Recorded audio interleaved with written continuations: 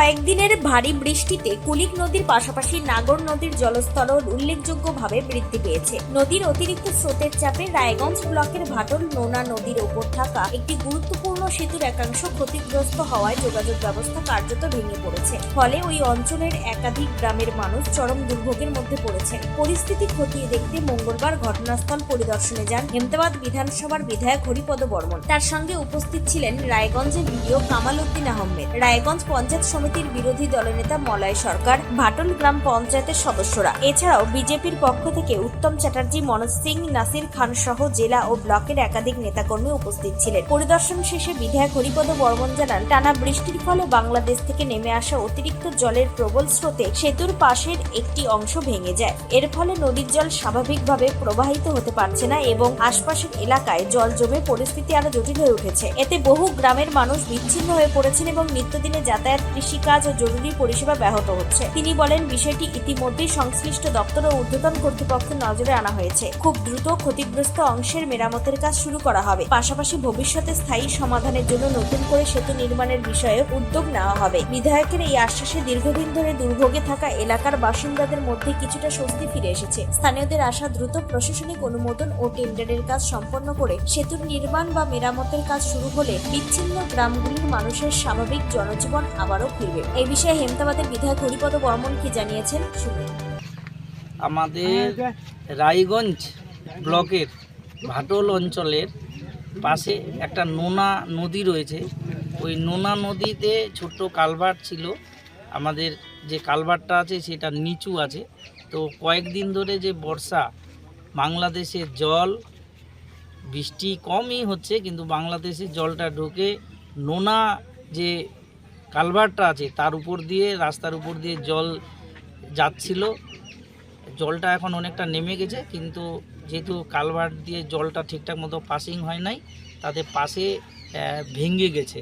তো সেটার জন্যই আজকে আমরা এসছেন আমাদের রায়গঞ্জ ব্লকের বিডিও সাহেব আছেন, সঙ্গে আছেন আমাদের ওই রায়গঞ্জ ব্লকের বিরোধী দলনেতা মলয় সরকার রয়েছেন, আমাদের এখানকার পুলিশ প্রশাসনও রয়েছেন এখানকার স্থানীয় সাধারণ মানুষ, যারা এই দুর্দশা দেখছে।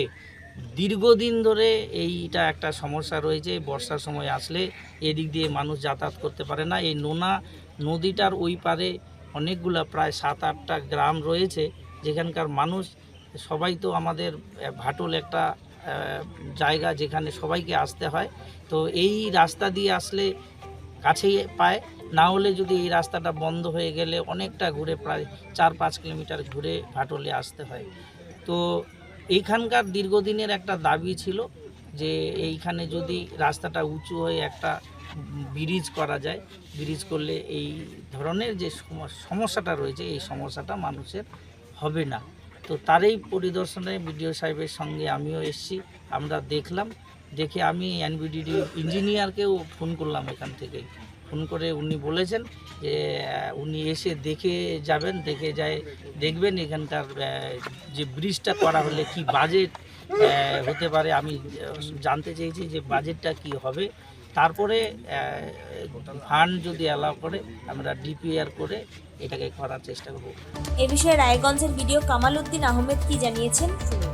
বড়ভাবে এমএলএ সাহেব তো বললেন উনি এনবিডিকে বলবে, কিন্তু আপাতত জলটা কমে গেলে পঞ্চায়েত থেকে আমাদের অলরেডি একটা 3.5 লাখ টাকার স্কিম করা আছে, যে এই ব্রিজটা হয়েছে, রাস্তাটা ভেঙে গেছে, সেটা রিপেয়ার করে দেওয়া হবে যাতে মানুষের আপাতত যাওয়া আসা মানে অসুবিধা না হয়।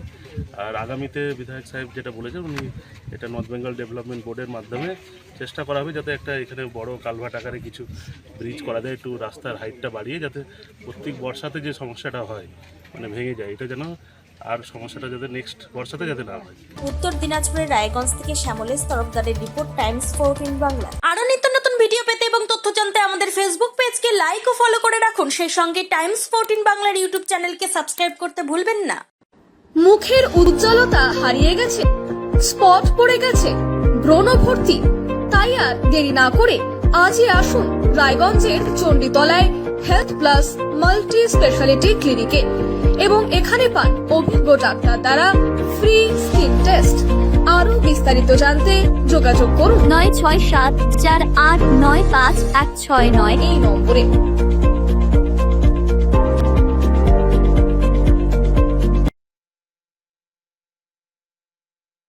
আজ তোমার বিয়ে সাজলো নতুন সাজে